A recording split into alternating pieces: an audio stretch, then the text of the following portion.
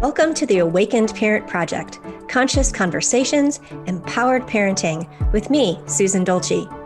It's time to open our hearts and our minds to what it means to be a parent, exploring and expanding the ways we communicate, validate, and show up daily for our kids. With a parent-centric focus, you learn to become more present, a better active listener, more reflective, more engaged, and mutually empowered. Parenting isn't about perfection. It's about presence, honesty, self-compassion, unconditional love, and conscious communication. The Awakened Parent Project starts now.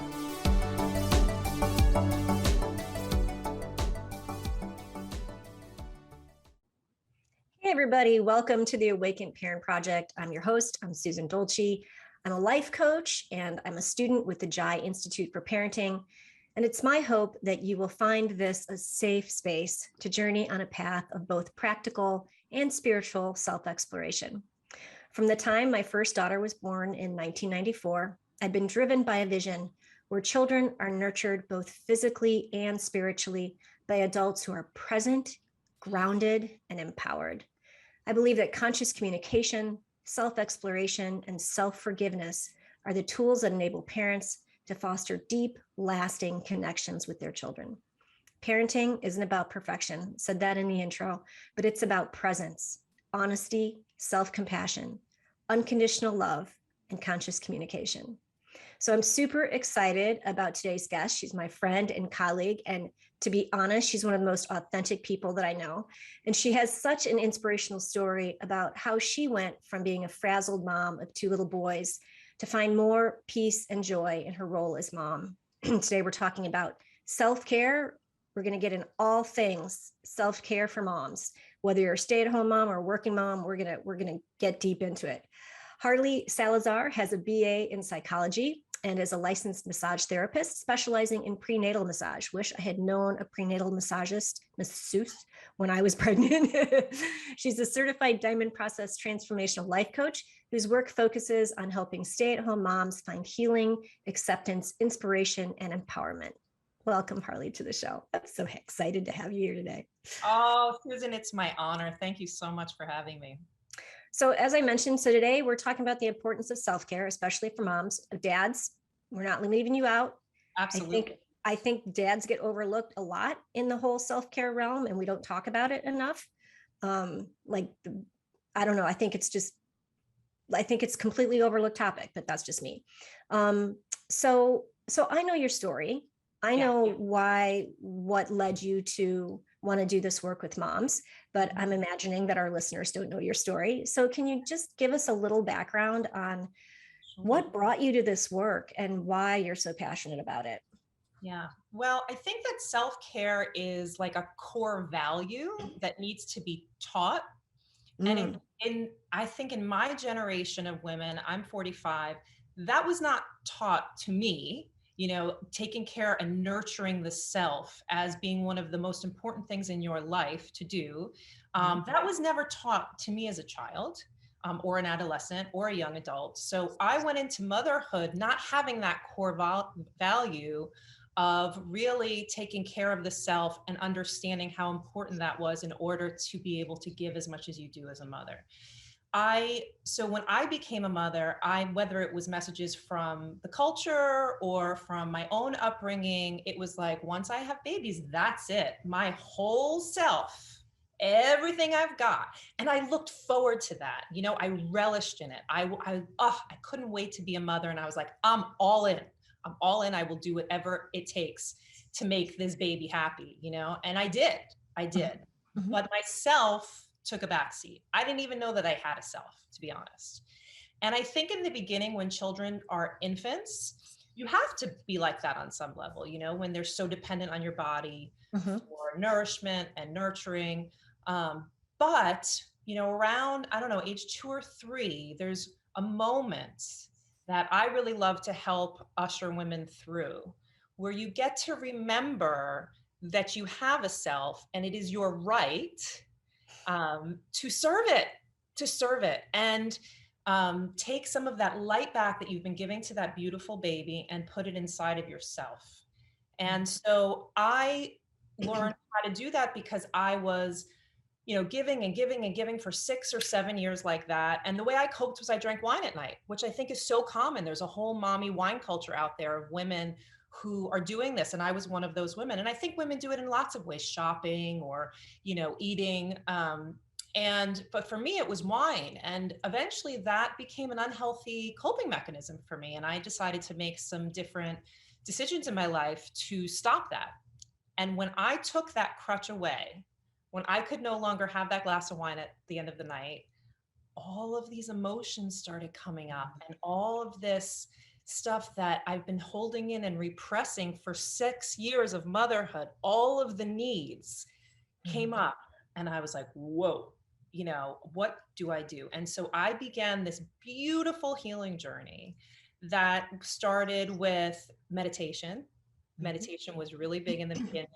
And then it led to working out at the gym and really falling in love with that, listening to inspirational content, which ultimately led me to my purpose, which is to help other women, go find themselves again and to understand that our wellness is as important as our child's wellness. And I almost, it's like, and this is so popular these days. So many people are talking about self-care, but there's a reason. The pandemic really brought it to a head. You simply cannot give what you don't have.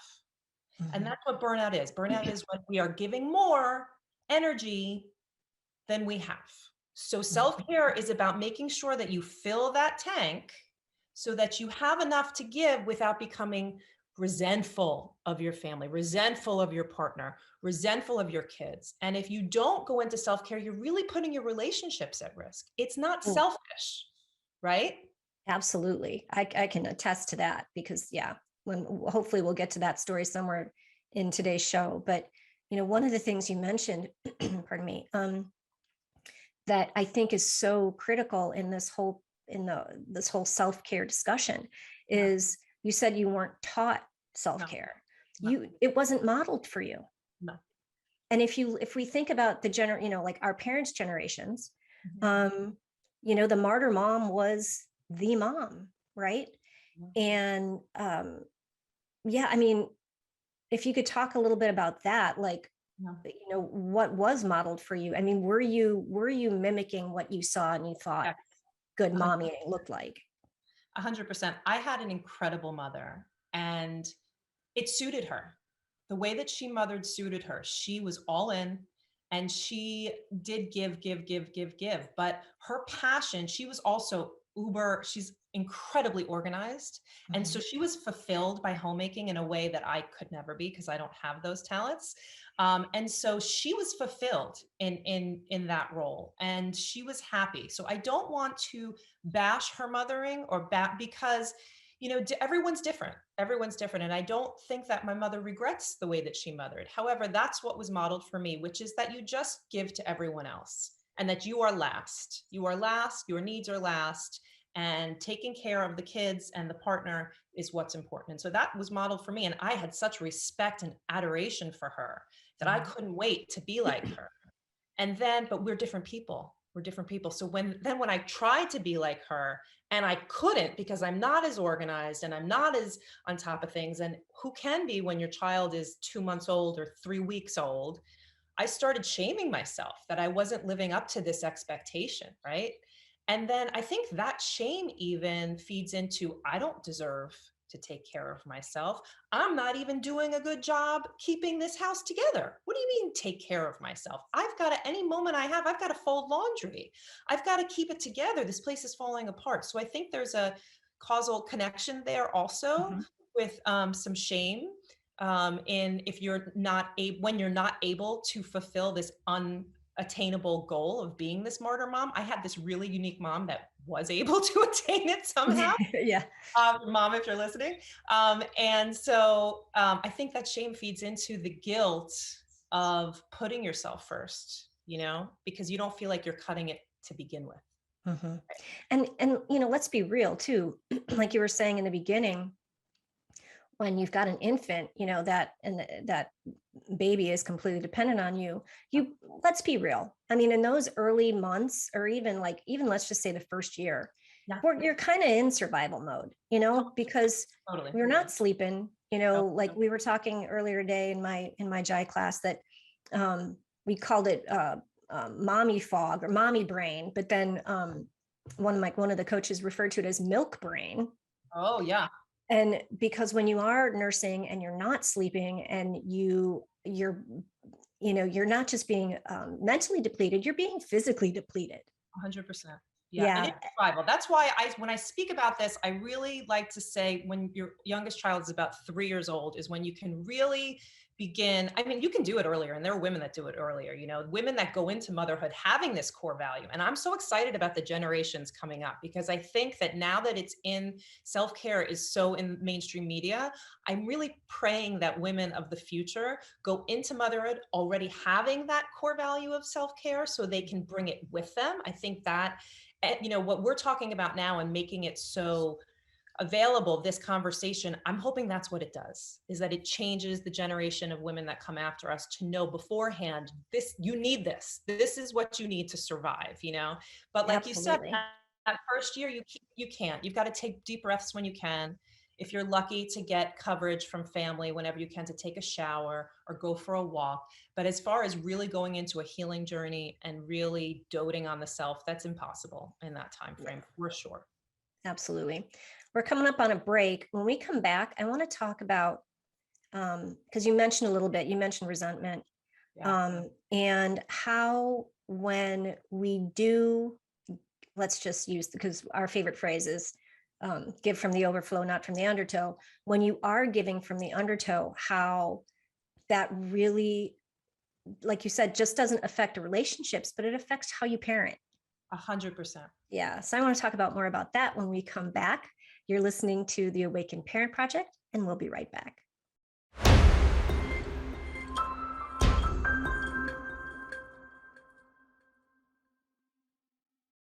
Hey, everybody, welcome back. You're listening to the Awakened Parent Project. I'm Susan Dolci, and today I am talking with Harli Salazar. She's a transformational life coach who focuses on moms who are suffering from the dreaded mommy burnout.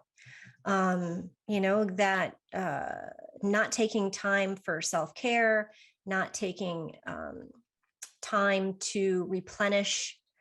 And as we were saying, like a lot of us, we weren't modeled that. We don't know what that looks like as a mom. And that,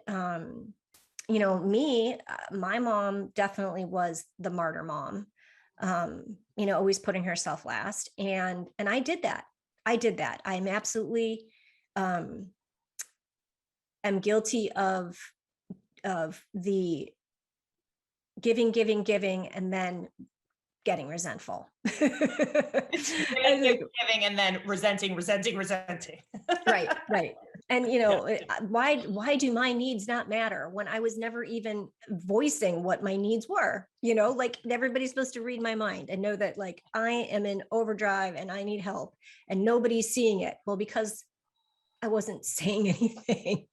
Right. Anyway. That is so powerful what you just said, though, because you have to be your own advocate. And we don't know that when we're young mothers. We think other people are going to see our suffering and do something about it. Yeah. But they can't. First of all, half the time we make it look easy because we're women and we get stuff done, right? And they don't know that we're suffering. But you have to be an advocate for yourself. And it's hard to learn that. Yeah, it was. Oh, absolutely. Because if you're not, if you've been raised in a home where like speaking up for yourself is not something that you do, period, then why would you, I always figured somebody would just catch on, and be like, or here's the perfect example. And I think we've all done this at some point. If we're not going to take care of ourselves, we're going to get taken out at the knees, and then we are going to get sick. Okay. And now people are taking care of us, but now we're sick too. Right. And it's not self-care. It's I'm sick in bed and people must take care of me because I have let myself down. Yeah. Boy, you're lucky enough as a mom to have someone take care of you. If you're lucky enough, oftentimes as moms, we don't have anyone to take care of us, in that moment. That's one of the hardest times of being a mom is when you're sick, I think. Oh, absolutely. And the funny thing is, I know I'm kind of going off on a tangent, but and I love my husband dearly, but he was when he's sick, he likes to be left alone. So when I'm sick, I must like to be left alone. And I'd be like dying of thirst or something. And he would like, but I just figured you'd want to be left alone. No, I need you to check on me on occasion. You just described my exact situation with my husband. So I hear Yeah. you and I feel you. Yes. Yeah. And I Yeah. think that's, I think there's probably a lot of guys that are like that. And I think it's just the difference, and it's fine. I learned, I understood and changed my expectations, but Well, I remember at one point, like yelling, you need to improve on your sick care. This is not okay. This is not passing. And he got it. And he got better. So before the break, we were talking about how, how giving from the undertow is not going to serve anybody, but it's also going to impact your parenting. Yes. Yes. And, what I didn't know about motherhood, what no one told me about motherhood, I knew that children acted out and had, different behaviors, but I didn't know anything about emotional regulation and how children can't emotionally regulate until a certain age. Mhm. And that they really very much lean on you and your mental state, your calm level of calm in your body to help them calm down, Mhm. to co-regulate. And I didn't know anything about that. And then when kids start tantruming, you think you have a demon child. You don't know that this is happening to everyone. And in order to stand there and be there with that child through that tantrum, you need to be full. You need to have your energy full, because not only do you need to stay present and calm, but you need to kind of lend them some of that calm so that they can calm down, right? Mhm. Yeah, I think this is fairly new science, this nervous system science, and it's crucial Yeah. in conscious parenting in those circles right now, because what we're learning is that, like you said, children can't self-regulate their nervous systems. They're just not able to, and so they rely on us for their, like you said, for their calm. And I think this is new. This is new in the arena of parenting. So, It's exciting. right, which, like you said, brings a whole new level of importance to self-care.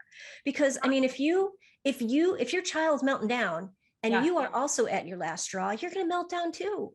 Oh yeah.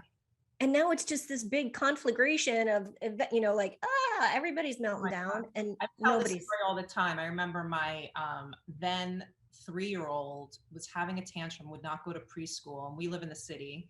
And both of us, this was before I learned how to take care of myself, both of us were sitting on the sidewalk crying like 100 feet from the door of the preschool. I could not get him to the door.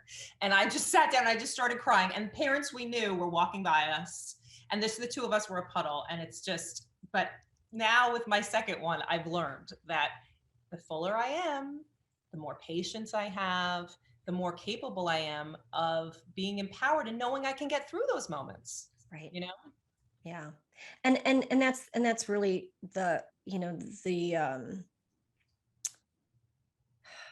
the cruxes of peaceful parenting is knowing being able to find your anchor, as we refer to it, being able to know your calming tools, whether it's breathing or anything somatic, anything that's going to get you into your body. And I mean, we joke around. I used to joke around about my youngest child all the time. I'm say that she was a total energy vampire, but because I mean, sometimes I could feel her like you could feel the energy leaving your body to go and help this child. That nails it.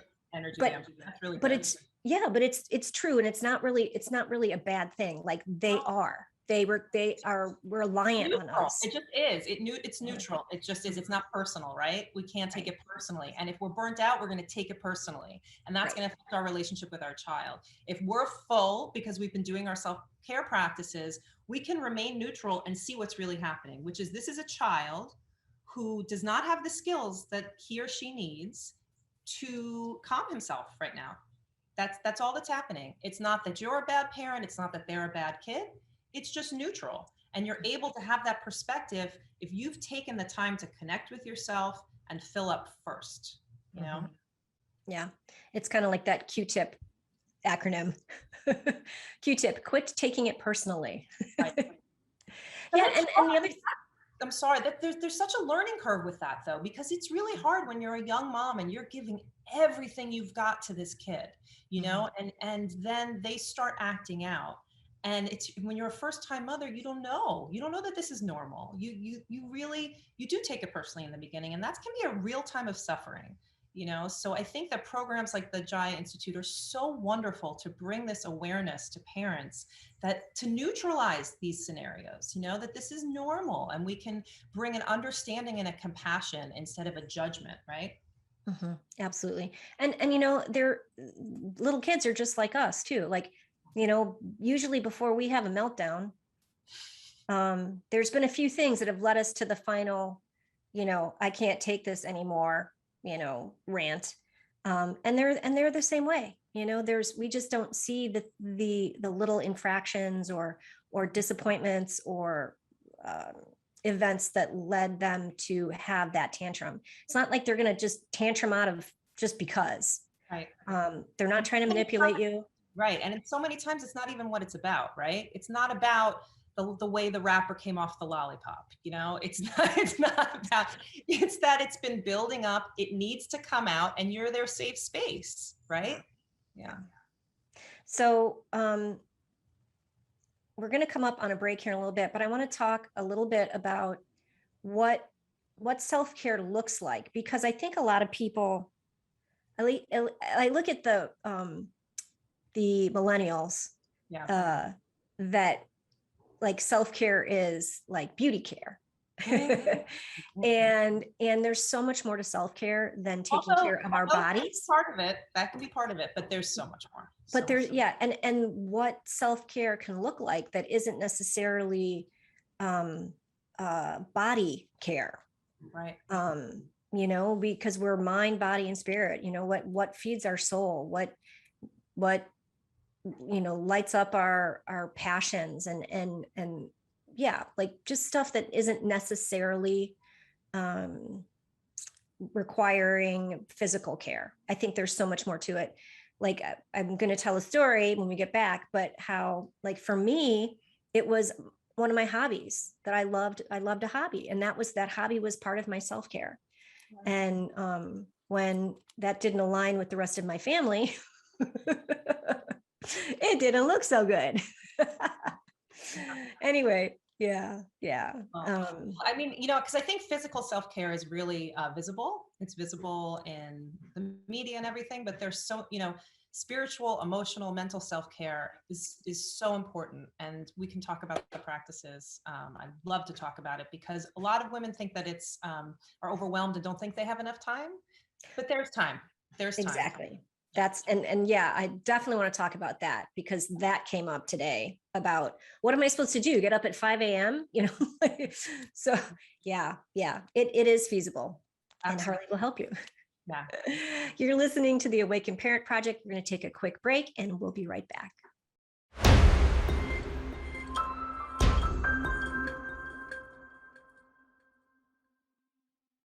Welcome back, everybody. You're listening to the Awakened Parent Project. I'm Susan Dolci, and today I am talking with Harli Salazar. And before I forget, because I forgot in the last segment, Harli is offering an awesome giveaway. It's the Balanced Mom Prescription, and you can find that at thebalancedmomprescription.com. And it's a self-care checklist, right, Harli, and a guided audio meditation. Yes. Yeah. Yes. And where can people find you on the interwebs? So it's just my name. My website is harlisalazar.com. Can you spell that? Sure. It's HarliSalazar.com. And then also my same name on my YouTube channel as well. And you, right now, you run like mommy circles, right? Yeah. I have a mother's circle, and it's a beautiful opportunity for women to come together to unload some of the suffering that they, perhaps never dared to speak about, because the load, the mental, emotional, physical load of motherhood is so great. We're so isolated. We're not supposed to be doing it this way. And so just to be surrounded with other like-minded women, just to begin with, is so healing. But then we do different prompts every week. So that what I really do is I try to usher women back to themselves. My program is a mother's journey back to self, because we abandon ourselves in the beginning of motherhood. And to come home to yourself, that's where any transformation begins, right? Is to really sit with yourself, and you have to process stuff to get there. And so we do that in the group, and it's magical. It's wonderful. Yeah. And you keep them small, so it's intimate. It is intimate. It's for women. It's for women because I really want each woman to have an opportunity to share and to get feedback and coaching from me. And so I've made the decision to keep it small and intimate so that the quality is that high. Yeah.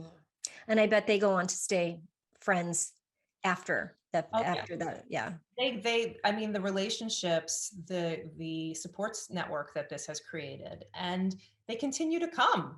I mean, I'm on like my 6th cycle with one group, and which I'm so honored that we're able to do this, because once you get a taste of what that feels like to be supported in community by other moms who know exactly what you're going through and who are being honest. In my groups, we get honest, we go deep, because one of the things that I talk about is this veil of perfectionism that women and mothers have been taught. I mean, with Instagram and Facebook, is, to curate your life. And the only way through, feelings of unworthiness and, is to, lift that veil of perfectionism and get real with other women and share your suffering with other women. And then you see that it's not you, it's not that you're not good enough, it's that you're in an impossible situation. Especially this last year with the pandemic, when we were expected to be teachers on top of being mothers, And so it's just, I'm really grateful to do this work and to work with these women. And I know that it's a safe space for women to really find their inner peace. Yeah.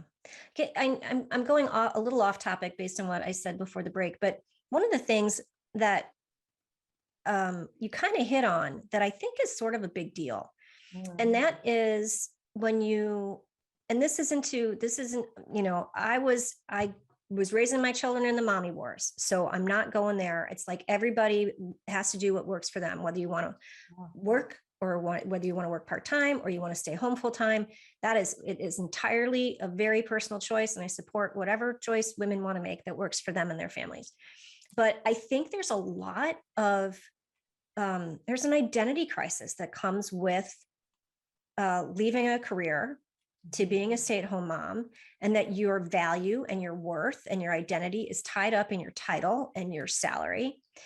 And now especially if you're modeling the martyr mom thing, now you're not getting any recognition because this little human can't do anything except take. They're sorry about my squeaky chair again. I'm getting a new chair soon. But I mean, what do you find? Do you come across that a lot with the moms in your? Oh, yes. Yeah. I mean, I have worked with women when one of the first things I do is really try to dig deep to figure out what it is that they want for themselves. And I've had women that cannot think of their own dreams that don't involve their children, that they can't even separate themselves. No, well, okay, let's just put the children to the side for just a moment. What is it that you want for you? And I'm not saying necessarily that mean a career outside of the home, but what are your personal dreams, goals, And we've been so taught that it is through perfecting our motherhood that's how we're going to find peace. If we can just focus more on how we're mothering and read more parenting books and try new different toys. Oh, well, maybe if I do this, he won't act out. If I do this. But what we don't realize is if we just took the moment to take the energy back to ourselves so that we can fill up and we can better co-regulate with them. It's not about what we're doing for them, because if you're listening to this podcast, I know you're doing enough. I know you are. And the women that are attracted to my work, You don't need to do anything better than you already doing. Okay. You are showing up and you are giving it your all. And it's this negative self-belief that we think that we're not good enough. We need to do it better. We need to figure it out better. And I just really help women to shift that perspective, take the energy away from that and put it into, okay, how can I fill myself up? And with self-care, and we spoke before the break, and what does that look like? And I teach women that you do have time. Okay. There is time that you're not with your children. It's how are you choosing to spend that time? And particularly there's time in the morning. And listen, it is great to wake up early. Your life will change if you wake up before your kids, but I know that that's not accessible for everyone. And honestly, I haven't even been able to lately to do that. But there is time in the morning, perhaps when they go off to camp, or when they first wake up, you can put them in front of a screen for 20 minutes and go do some yoga or go do a meditation. It's not about the time, it's about the decision. It's about prioritizing, because if you really look at your day, there are blocks of time. We're just using our downtime on the screen, on the phone, doing different things.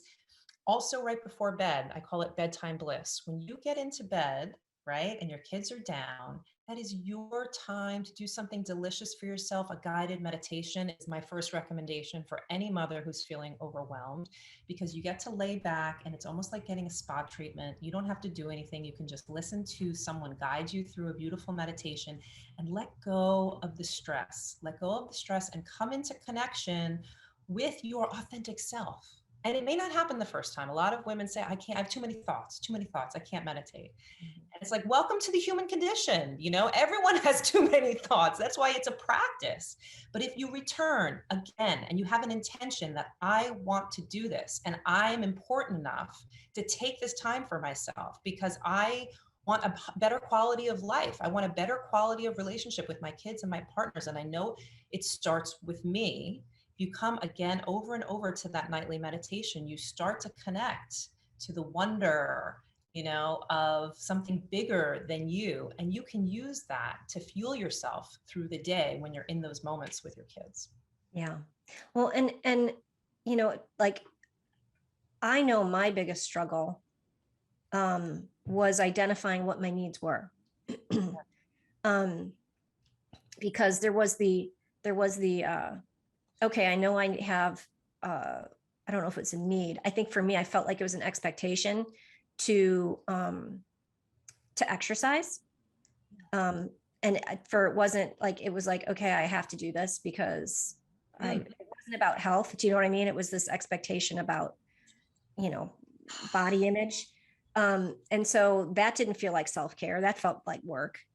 And so I really, like, for me, as I mentioned, most of my self-care came, what filled me up was also in a way depleting, but it was a hobby. And I used to costume design for, it started out with with the schools in the area, and then and like the Park District, and then I went to community theater guilds in the area, and I loved it. And I always tried to find ways that incorporated the kids, so that it was like, okay, so I'm not, and it's not entirely a burden on my husband. Like, I'm trying to do stuff that the kids are involved in.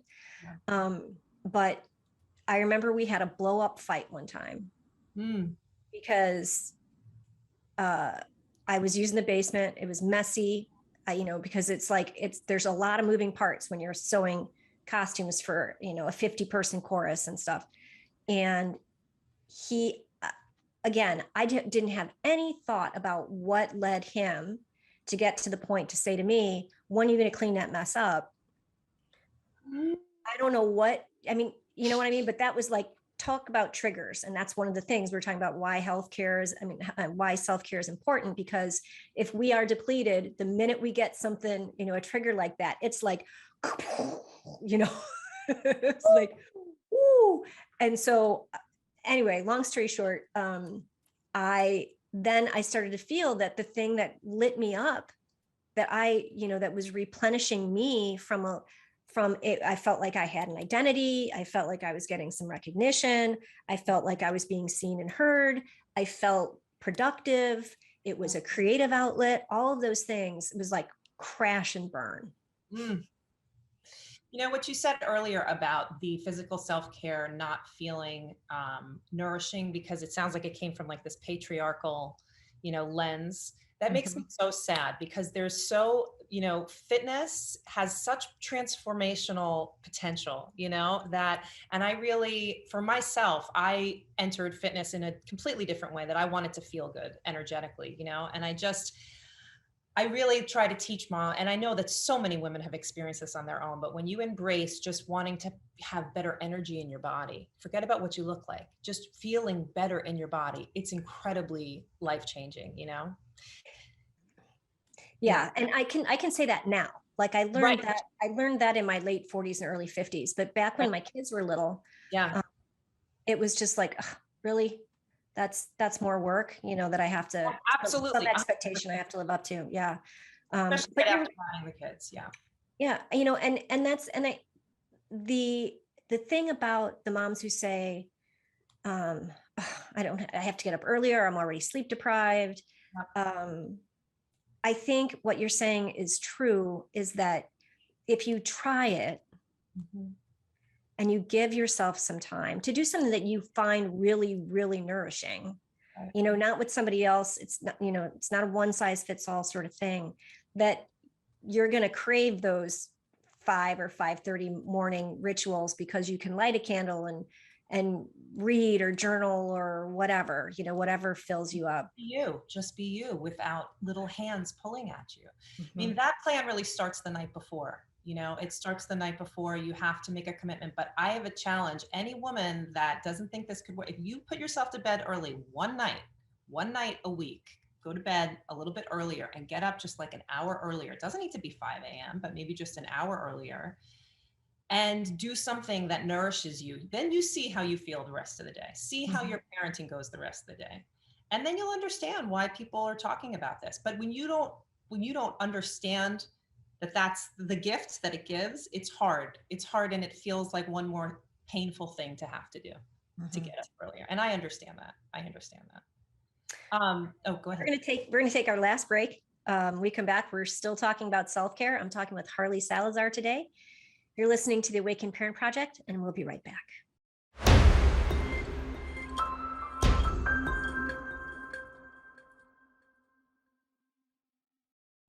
Hey, everybody, welcome back. This is the Awakened Parent Project. We're in the top of the show. I can't believe how quickly time has flown today. I'm talking with Harli Salazar. She's a transformational life coach. You can find her at harlisalazar.com. I'll let you spell that. It's Harli, not like the motorcycle. Salazar, SALAZAR.com. And she has a great giveaway. You can link, it's linked in the episode description, but it's easy. You can find it. It's called the balancedmomprescription.com. And she's got a great self-care checklist and a guided audio meditation. And I've listened to her voice is very soothing, y'all. So if you if you want to just relax and take a moment and calm down your body, you need to listen to this meditation. That Um, meditation, what I love about that meditation is it's an opportunity to give yourself gratitude for everything you've done. There's a moment where you can actually acknowledge yourself for all of the thankless jobs that we all do as mothers, and it's very healing. yeah. Yeah, we were going to talk about that, but you brought something up in the break that really piqued my interest. And you were, because I was saying how my self care was really um, around creative outlets for me. Yeah. Like scrapbooking, I went on scrapbooking retreats. Like that was my thing. Anything creative like that got me all juiced up. And you said there's a documentary called The Creative Brain. I'm going to let you take it from here. Sure. On Netflix, I watched this a couple of weeks ago, and I was fascinated by a couple of things. That first, creativity, getting into the flow state. And I think your listeners probably know what the flow state means, right? When you're doing something that you love, you're pushing the boundaries of what you've created before, whatever area that is, whether that's the arts or, home improvement or decoration. When you're in a flow state, you release dopamine in your brain, and that brings forth a feeling of well-being, and not only just for that day, but it stays with you for the entire next day as well. So creativity is very much linked to our feelings of well-being. The other thing that I learned in that documentary that I loved so much is that the reason our brains are so brilliant, that the reasons why we have a hard time changing our behaviors is because the brain wants to use the least amount of energy so it will go to your neural pathways that you're used to. So if you're used to being depressed, if you're used to not being able to, advocate for yourself, you're used to not showing up for yourself, that's going to use less brain power than creating and forging a new neural pathway. And so the brain will kind of fight against you. So you really have to have an intention, which is why having a coach is so wonderful, right? And accountability, because it's really climbing an uphill battle to make significant changes in your life. There's a reason why it's not easy to make behavioral changes. So those were the two big takeaways I took from that film. I really enjoyed it. Yeah, I've heard in the past that it takes, and I think it's bigger than this. I mean, I remember back a couple years ago, um, experts saying it takes like 28 days to start a new habit, to break a habit or start a new habit. Yeah. And I think it's more than that, actually.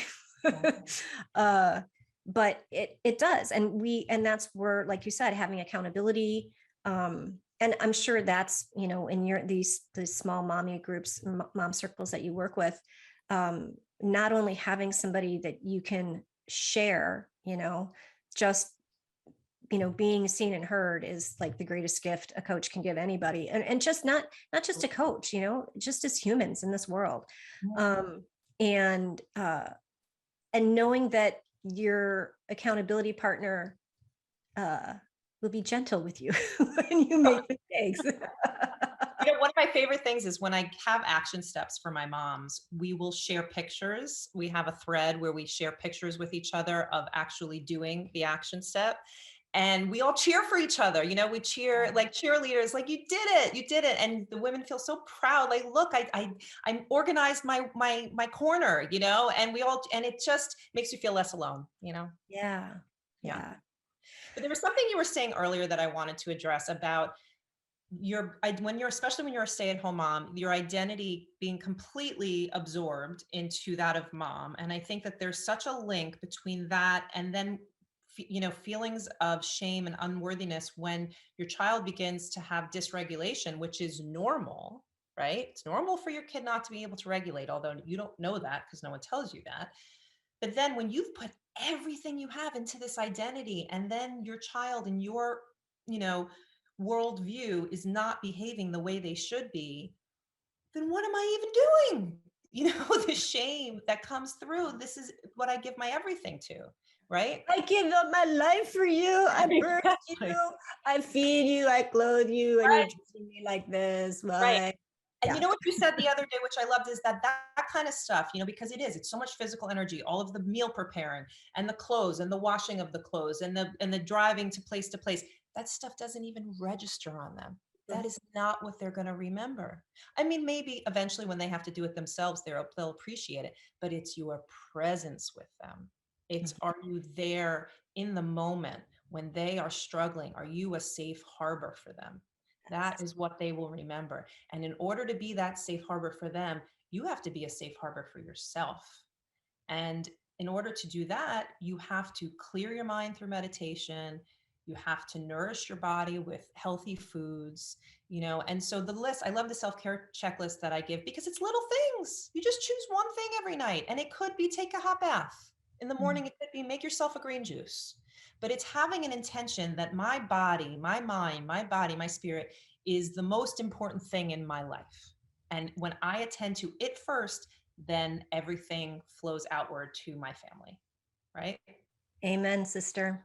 That is the truth. And and that's, I feel like this is information we can't get out enough to moms who are struggling, in parenting and not having their needs met, not feeling important or worthy or that they matter. So thank you, Harli. Thank you so much. It was such an honor to be with you always. I love your show. So speaking of self-love and self-care, I have a workbook on my website. It's called the Journey to Self-Love Workbook, because as we've been saying, so much about being a better parent is about self-love and self-care and self-compassion. And like we said, you can't give to your family from an empty cup. putting yourself last doesn't make you a good mom. That's what we've been talking about this whole show. It just makes you a tired mom. So if you head over to my website, susandolci.com, there are 3 circles in the middle of the page. And I think it's the left circle. There's freebies. And on the right, there is the Journey to Self-Love workbook. It's 30 questions to help you figure out what's working in your life, what's not working in your life, what you might want to change. It's only $5. So I think it might be the best $5 you ever spend. So I hope you go over there and check that out. That would make me happy. And I hope it would make you happy too.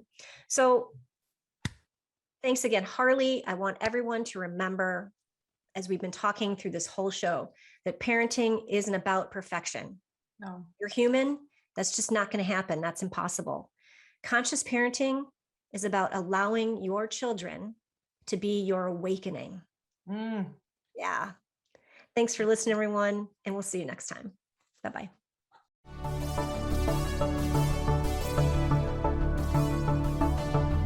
Thank you for being a part of the Awakened Parent Project. My goal with this show is to help us all become more compassionate and engaged parents by diving into the many techniques and ideologies of the conscious parenting community. This is a safe space to embark on a practical and spiritual journey of self-exploration and expand our ideas about conscious parenting. Got thoughts, questions, ideas? I want to hear from you. Reach out to me if there's a topic you'd like to hear covered on the show, or to share your conscious parenting story by visiting susandolci.com.